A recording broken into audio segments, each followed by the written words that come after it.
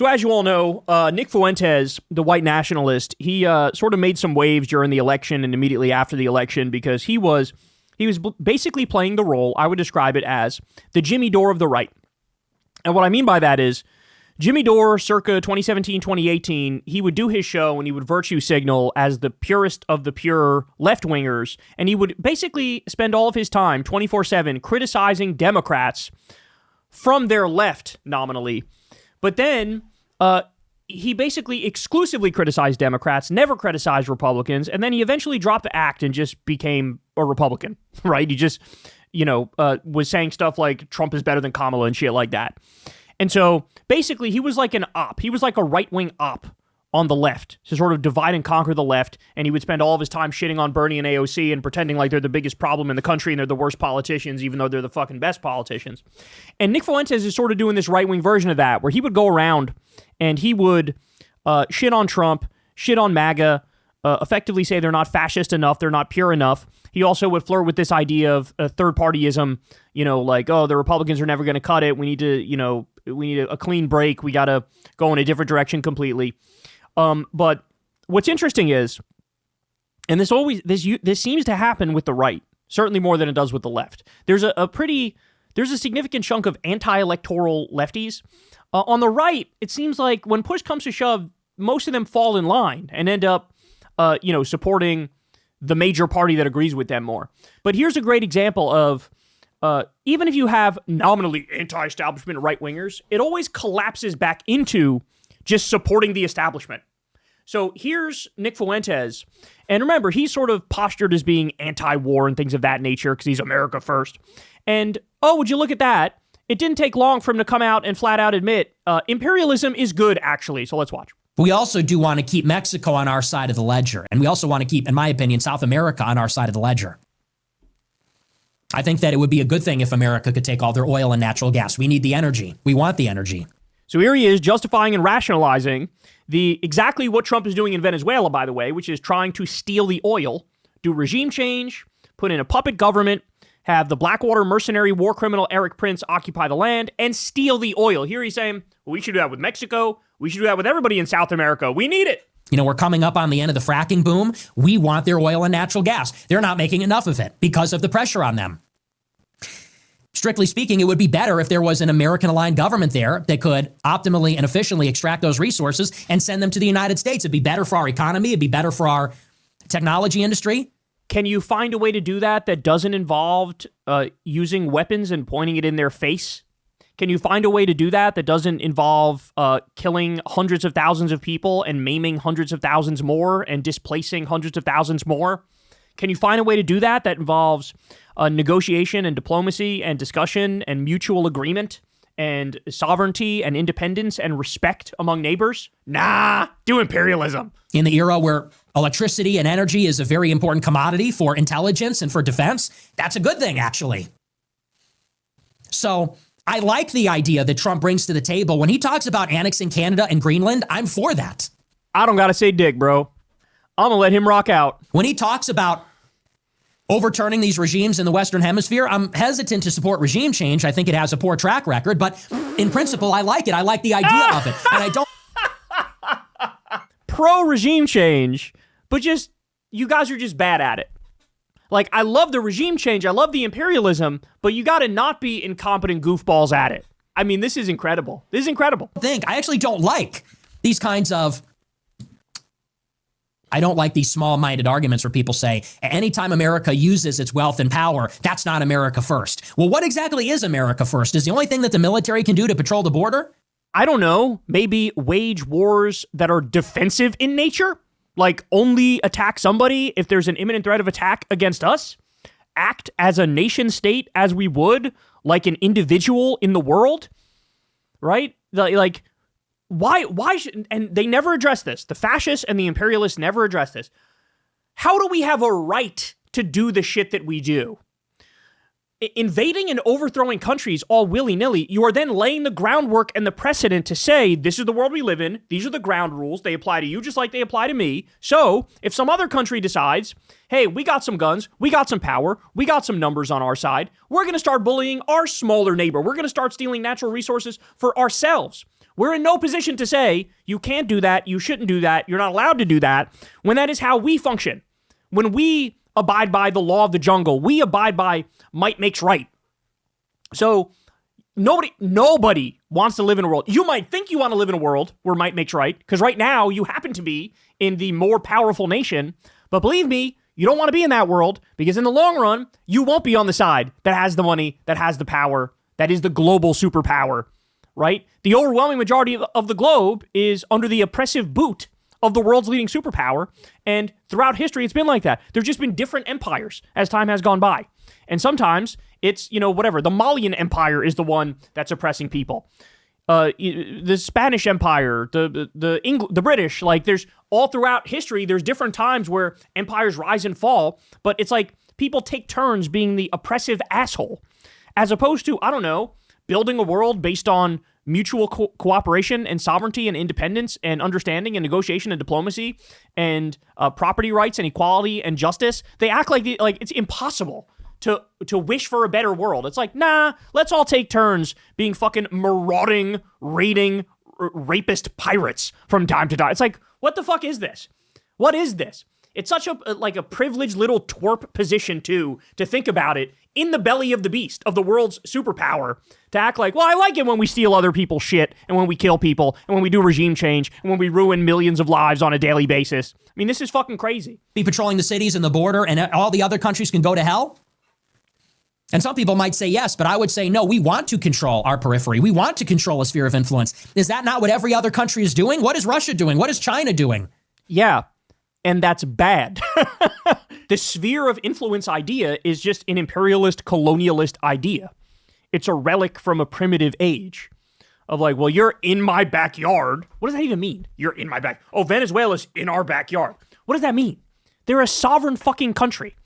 And Trump is deciding, how about I just fucking bully you and bomb your fishermen, steal your oil, topple your regime, ruin people's lives, take away their livelihoods, make us a fucking global pariah yet again, do the exact same shit to Venezuela that Trump used to rail against when it came to George W. Bush in Iraq.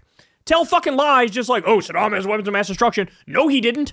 By the same token, Maduro's not going to attack us. There's no fucking narco-terrorist. There's zero fentanyl that comes from Venezuela as they pretend like there's a lot of it. What is Iran doing? They're securing their sphere of influence. They're securing their periphery. No, Iran is hanging on for dear life and trying to prevent us from bullying them and toppling them and trying to prevent Israel from bullying them and toppling them. They're trying to control themselves within their own borders. That's what they're doing. That's defensive in nature, not what we're doing. We're on offense, as is Israel, as is every fucking superpower. They're securing that for the sake of trade routes, supply chains, resources, power projection. If that's such a bad thing for America, why is every other country engaging in that in some form? Oh my God. So they all are disgusting, violent criminals, so we should be too. The funny thing is, that's not even true. We are by far and away the biggest, most egregious criminal. This isolationism is good enough for us, but it's not good enough for Russia. It's not good enough for China. I don't believe that we should abandon our imperial ambitions. I just think we should be more honest about them, and I think we should be more strategic about them. I think we should diminish some of our commitments on the far reaches of the empire, and I think we should shore up the interests that are closer to us, and that would be the Caribbean, that would be the Western Hemisphere. Yeah, so all the Groypers, all the America First young people should realize he is not against you actually dying in a foreign conflict. He's not. He just wants that foreign conflict to be a little less foreign, to be a little closer to home. It was all fucking grifting, right? It's all grifting. It's all posturing. It was all, as MAGA. Anytime anybody in MAGA or close to MAGA, an ally of MAGA, pretends like they're anti-war, every single one of them is completely and utterly full of shit. Right-wing politics always somehow collapses back into interventionism, neoconservatism, right? Imperialism, colonialism. It all ends up there. And again, this is not me necessarily saying, I don't love that we're getting into a war with Venezuela. I don't love the bailout. But I am saying that to dismiss that automatically and say that, that's not America first, I think we need to start to think a little bit beyond that kind of small-minded version of America first. Because so now if you're America first and you're against the $40 billion bailout of Argentina and you're against the illegal war against Venezuela, you're not really America first. You're like small-minded America first. You haven't thought this out like a serious person like Nick Fuentes did. To tell you the truth, Americans do benefit, actually, from being the the foremost superpower in the world. We benefit from primacy. How do we benefit from the war in Iraq? How do we benefit from the war in Afghanistan? How do we benefit from spending, $7 trillion when all is said and done on our wars in the Middle East, displacing millions of people, killing hundreds of thousands of innocents, having thousands of our own people die? How do we benefit from any of that? We actually didn't. It is possible, if you want to have influence, if you want to have sway, there are other ways to do it that don't involve walking up somebody and punching them in the face and breaking their fucking jaw. It's like, what it reminds me of? When Elon, what did he say? I think it was in regards to Bolivia. It was in reference to Bolivia. He replied to somebody on Twitter and said, we'll coup whoever we want. Because somebody said something about how Bolivia has a bunch of lithium, right? And he goes, we'll coup whoever we want. Deal with it. And it's like, there's another way you could do that. There's another way you could just go to the government of Bolivia and say, hey, let's work out a fucking licensing deal and an extraction deal where you get X percentage and we get X percentage and you can export the lithium. They'd be more than happy to have some sort of a fucking just regular ass business deal where, you divvied up their percentages involved and everybody's happy at the end of it. But no, he'd rather take the fucking, big swinging dick, macho man, bullshit, U.S. imperialist notion of how about I just kill you and steal your shit? It's like, okay, but then don't pretend like you're any different from fucking Nazis or you're any different from fucking serial killers or you're any different from the most atrocious regimes of all time. No, you're basically fucking Genghis Khan and Attila the Hun, just with some warmed over bullshit talking points that you lie to yourself and pretend like you're holier than thou. It's good for America to have as much power as possible. I don't know about you guys. Maybe this is just my personal philosophy.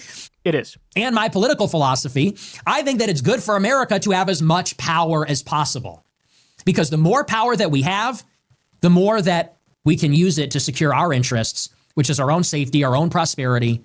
I love this. He defines power, the more power we have, he defines power as wars in Central America and South America to illegally topple their democratically elected governments, put in puppet regimes, and steal their natural resources. That's what he defines as power. Let me ask you a question. Do you think in the long run that leads to them being friendly with us or more antagonistic towards us? Now, of course, they're going to fucking run into the loving arms of China and want to make deals with China and not us if that's how we treat them. I mean, this is also fucking dense. It's also fucking, the whole thing is just so fucking entitled. It's dripping with entitlement and privilege. Yeah, we get to fucking murder you, we get to steal your shit, and you get to shut the fuck up and take it.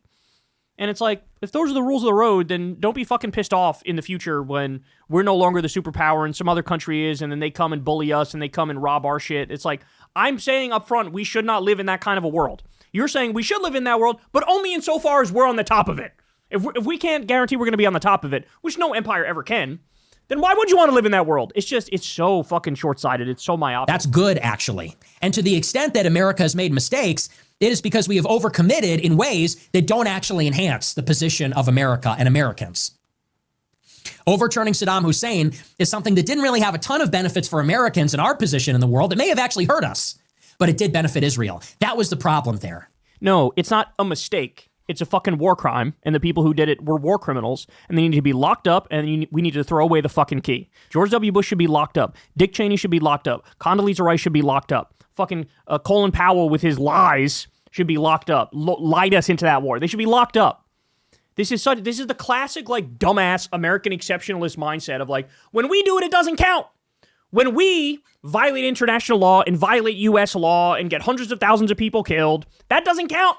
None of it counts because we mean well. We are the bumbling, fumbling empire that, oh gosh golly, we mean so well, but we just made some mistakes along the way. No, what if you're the baddie? What if you're the evil one? What if you are the heir apparent to the throne of fucking Nazism? But then again, he loves Hitler, so it all fits, doesn't it? And the same is true with a number of other interventions and bailouts and other policies. And everything that I believe in for America first is strengthening our position. We want to be the dominant force on the globe.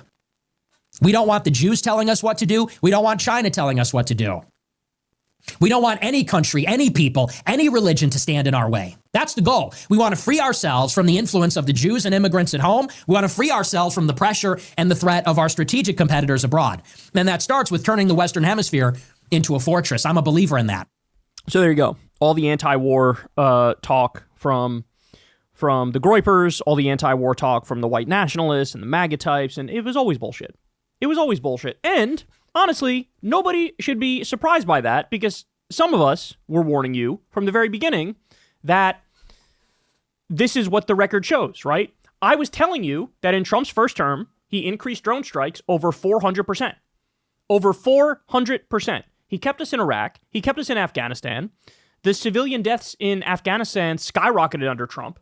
He bombed Syria multiple times in his first term, bombed Somalia in his first term, occupied a third of Syria to take the oil, as he says, in his first term.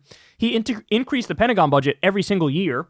He let Israel illegally annex the Golan Heights. He assassinated Qasem Soleimani, who was a top Iranian commander who was fighting ISIS. He tried to coup Venezuela back then. He ripped up the Iran agreement. He armed Saudi Arabia as they did a genocide in Yemen, and then vetoed a bill that would have cut off us sending weapons to them. He was talking about war with Mexico. He said Biden isn't supporting Israel enough. He dropped the Moab on Afghanistan. I mean, it's all been out there. Like, it was very clear he was a hawkish imperialist, and everybody just pretended like he wasn't. But every now and then the fucking mask slips with these guys. So understand something. There is no non-interventionism. There is no anti-war perspective from the right. The only people that sometimes fit into that category, you could argue, are the libertarians.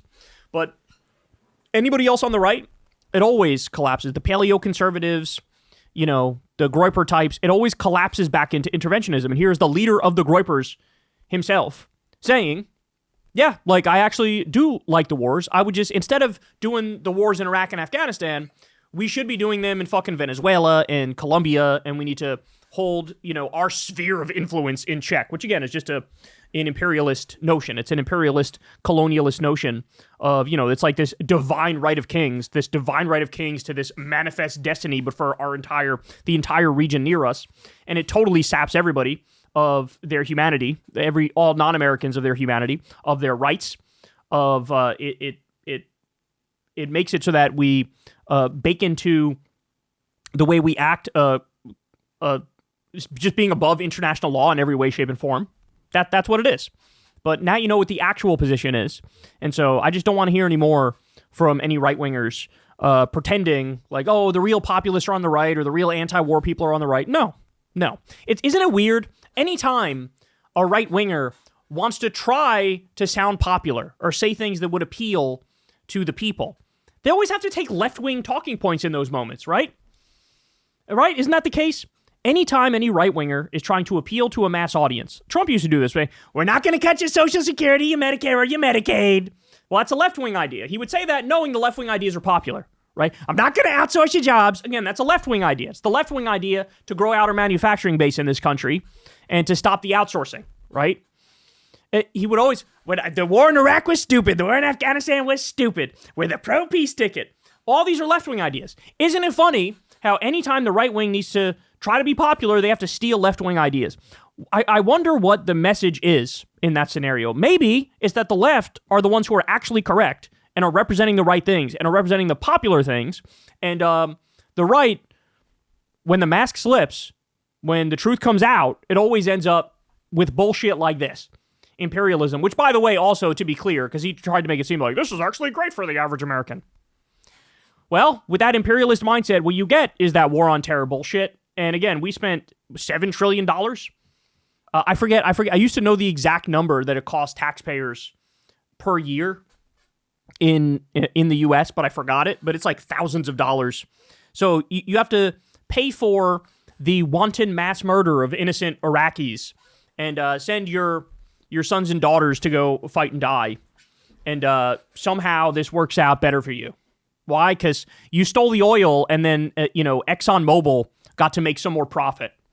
Like, it's all a ruse. It's all a fucking ruse for the billionaires and for the corporations. War is a racket, as Smedley Butler said. And, again, it's quite interesting that when push comes to shove and the truth comes out, oh, look, another right-winger is massively pro-war. Seems like they're all full of shit every time they pretend like they're taking any popular position, which is actually a left-wing position. Hey, y'all, do me a favor and like and subscribe. It helps out big time in the algorithm. Click the bell as well for notifications when videos drop, and watch that video on screen right now. You know you want to.